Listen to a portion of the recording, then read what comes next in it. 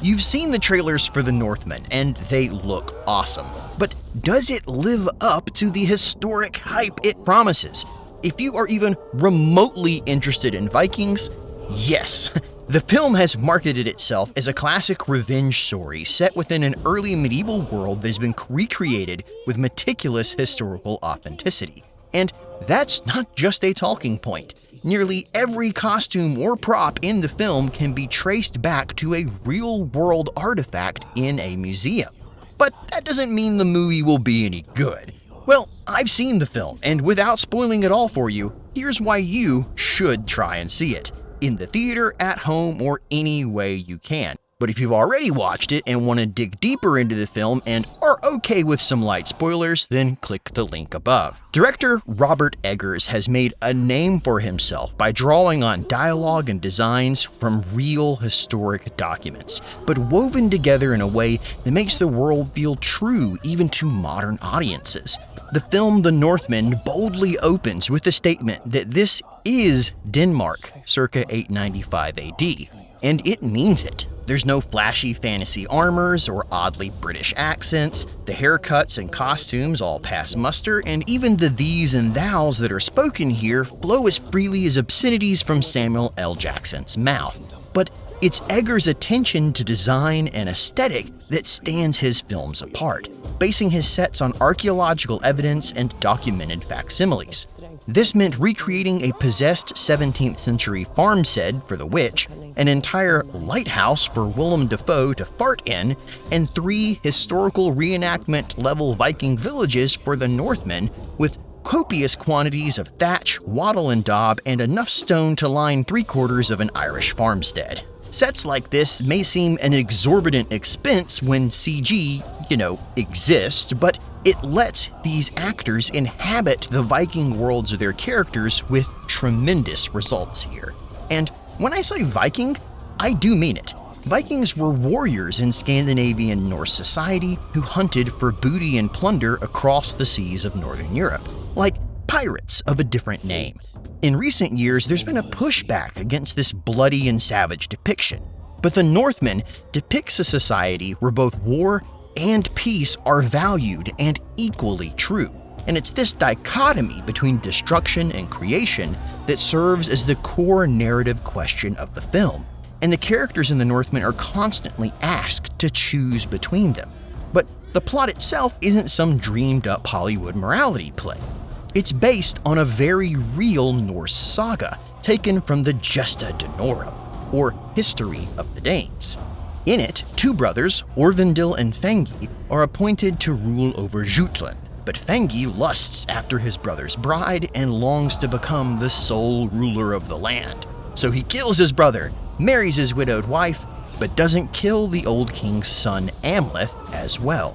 So Amleth swears revenge, promising to avenge his father, save his mother, and kill his uncle Fengi. If this all sounds terribly familiar, it's because it's the plot of The Lion King, which is Hamlet except on the Serengeti. It may shock you to discover that most of Shakespeare's stories, in fact, were not original to him and were taken from history, and Hamlet, or Amleth in this case, is no exception. In The Northman, his story is taken back to its deepest roots. Even before it was written down in the Gesta Danorum, stories had been told for centuries of Amleth's revenge.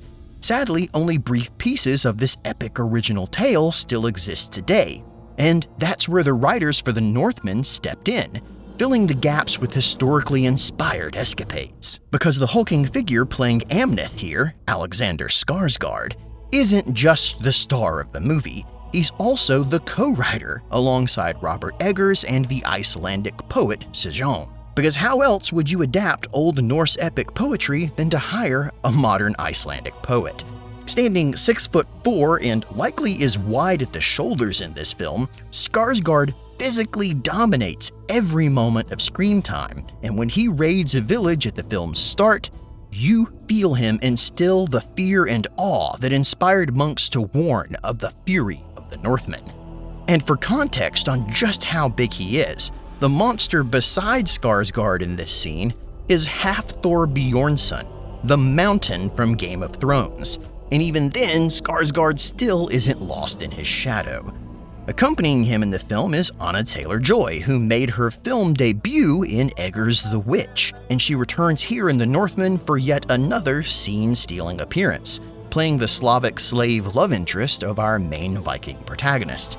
Ethan Hawke puts on the same gruff voice he will later use in Moon Knight to great effect as the doomed king, and Nicole Kidman reminds you why she became a star to begin with as Amleth's mother, channeling performances from the classical plays Macbeth and Oedipus Rex, while Klaus Bang somehow makes a sympathetic antagonist out of the film's kin-murdering uncle and puts in a performance that really stands apart. The film draws on a bevy of historically inspired pagan rituals, funeral ceremonies, raids, duels, and enough naked backsides to please every proclivity.